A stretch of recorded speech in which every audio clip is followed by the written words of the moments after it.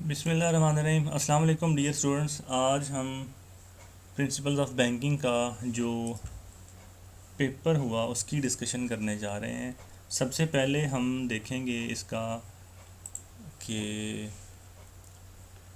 کون کون سے اس میں چیپٹرز ہمارے شامل ہیں۔ یہ ہمارا کوارٹر ٹیسٹ نمبر 2 ہے، جس میں چیپٹر نمبر 4، 5، 6 اور 13 اور 16، 13، 14، 15 اور 16 انوالو ہیں۔ یہ چیپٹر ہمارے شامل ہیں، اس کو ہم ون بائی ون ڈسکس کرتے جاتے ہیں۔ سب سے پہلے جو ہم ڈسکس کریں گے وہ ہمارا ایم سی کیو پورشن ہے کہ بینکنگ کا آغاز کب ہوا۔ ٹھیک ہے جی، پاکستان میں جو انٹرسٹ فری بینکنگ ہے وہ 1981 میں اس کا آغاز ہوا۔ پھر کمرشل بینک جو قرض حسنہ ہے وہ کس کو پرووائڈ کرتے ہیں، کس کو فراہم کرتے ہیں؟ وہ ڈیفینیٹلی اسٹوڈنٹس کو کرتے ہیں۔ پیسوں کے بدلے بینک جو معاوضہ دیتا ہے وہ کیا کہلاتا ہے؟ وہ انٹرسٹ یا اس کو سود کہتے ہیں۔ اس کے بعد fourth one M C Qs ہے ہمارا، گاہک کی طرف سے جمع کروائی گئی رقم بینک کے لیے کیا حیثیت رکھتی ہے؟ ڈیفینیٹلی وہ بینک کے لیے لائبلٹی ہوتی ہے، بینک نے اس کو واپس کرنا ہوتا ہے اپنے کسٹمر کو۔ ففتھ ایم سی کیوز ہے جی، الیکٹرانک بینکنگ کی خدمات میں کیا کیا شامل ہے؟ اس میں ڈیبٹ کارڈ بھی شامل ہیں، اے ٹی ایم کارڈ بھی اور کریڈٹ کارڈ بھی۔ 6واں ایم سی کیوز ہے ہمارے پاس کہ جب پاکستان 1947 میں بنا تھا تو پاکستان میں کتنے شیڈیولڈ بینک حصے میں آئے تھے؟ تو وہ ان کی تعداد 2 تھی۔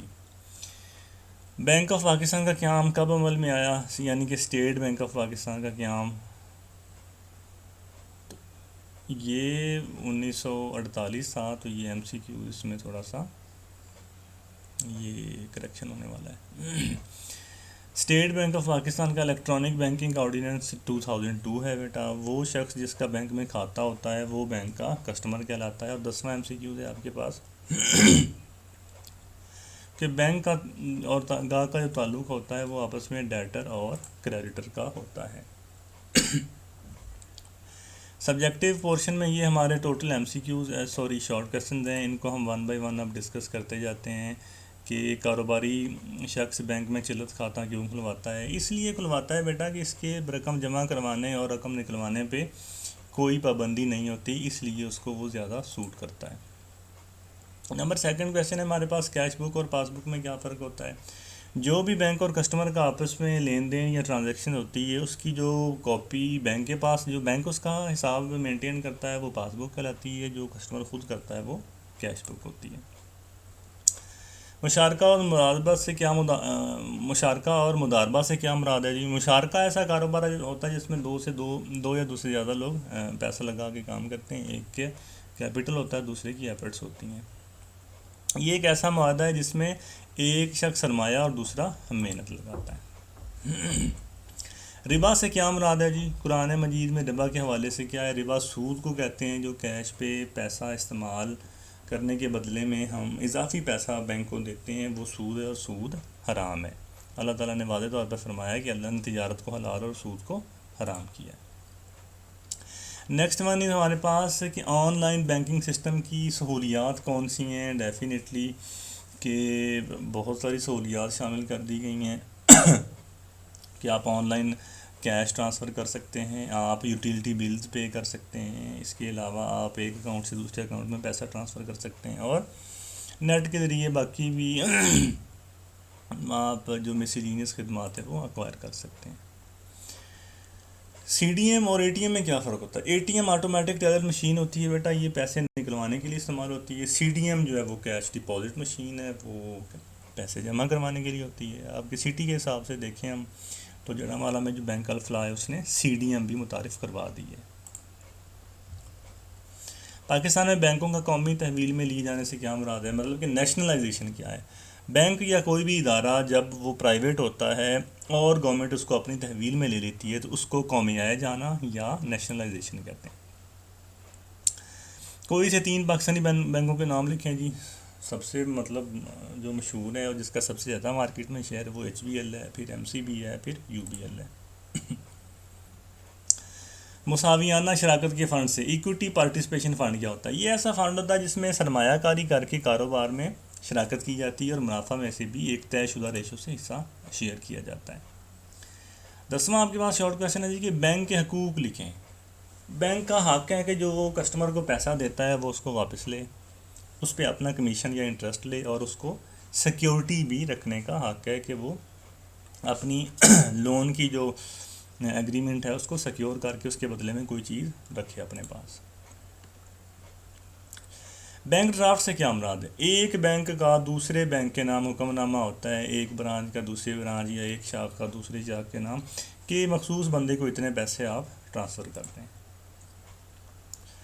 توازن ادائیگی سے کیا، بیلنس آف پیمنٹ کیا ہوتا ہے؟ امپورٹ اور ایکسپورٹ کی جاتی ہیں، ان کا جو آپس میں توازن یا مقابلہ ہوتا ہے وہ توازن ادائیگی ہوتا ہے۔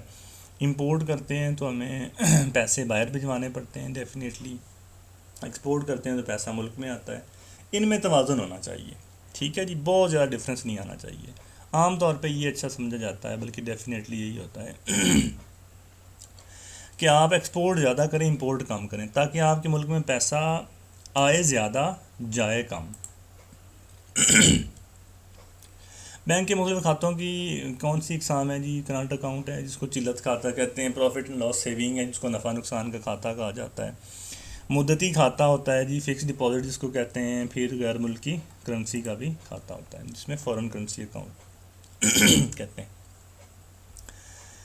بینک کی ترقی میں بینک دولت پاکستان کا کردار ظاہری بات ہے، سینٹرل بینک ہے، اس کا کردار بہت اہم ہے، وہ پاکستان کے نظام بینکاری کو کنٹرول کرتا ہے، وہ فسکل پالیسی جاری کرتا ہے، منی ان سرکولیشن کو کنٹرول کرتا ہے، اور سارے جو رولز اینڈ ریگولیشن ہے بینکس کے وہ بھی ڈیفائن کرتا ہے۔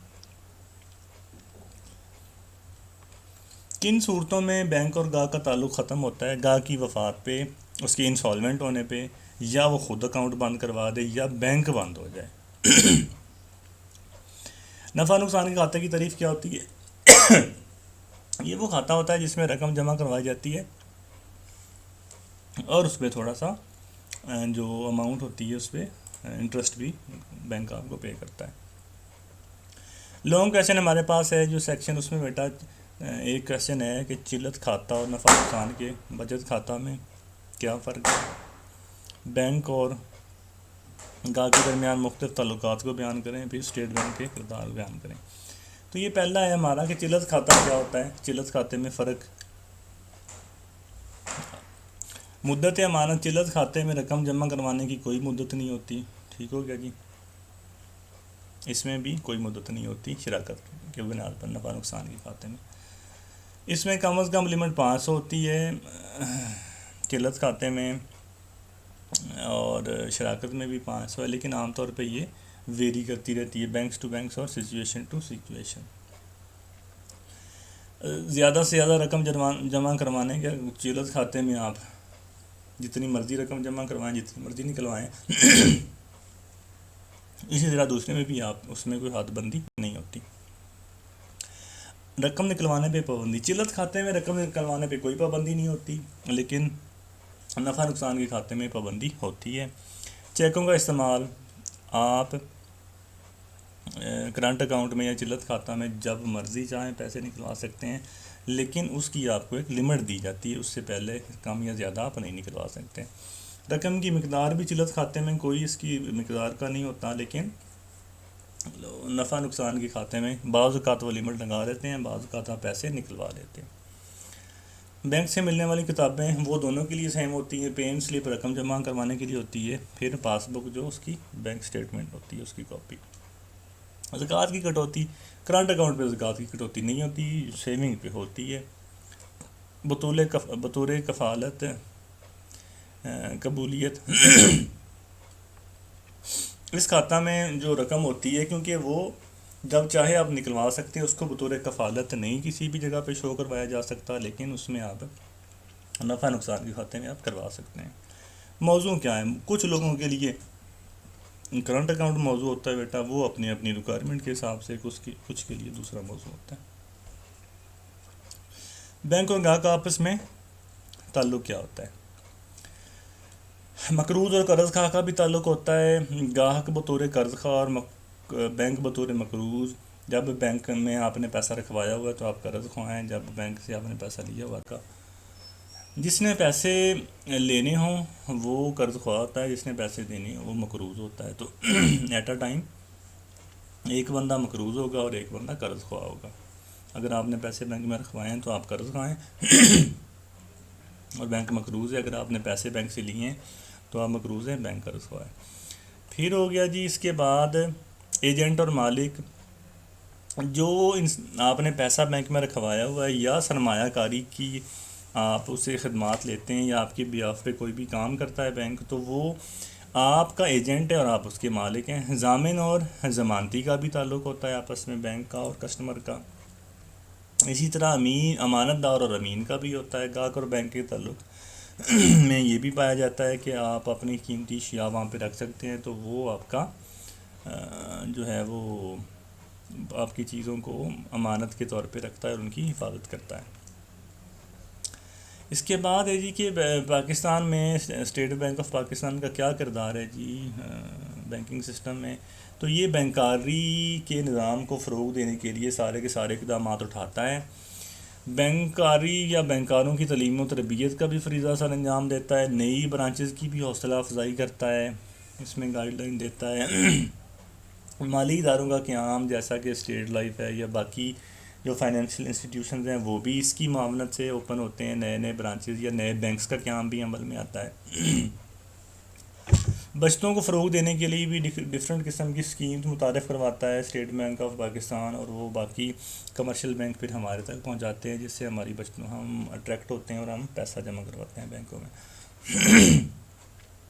پھر کریڈٹ گارنٹی اسکیم بھی ہوتی ہے کہ جس میں آپ پیسہ بینک میں جمع کرواتے ہیں، اس کی گارنٹی اسٹیٹ بینک دیتا ہے کہ آپ کے پیسے کو کچھ نہیں ہوگا. عام طور پہ ہر بات میں یہ گارنٹی اسٹیٹ بینک کی ہوتی ہے جو بھی آپ لین دین کرتے ہیں کمرشل بینکس کے ساتھ. مختلف بچت کی اسکیموں کا اجرا بھی کرتا ہے اسٹیٹ بینک. یہ ساری بیٹا وہ باتیں ہیں جو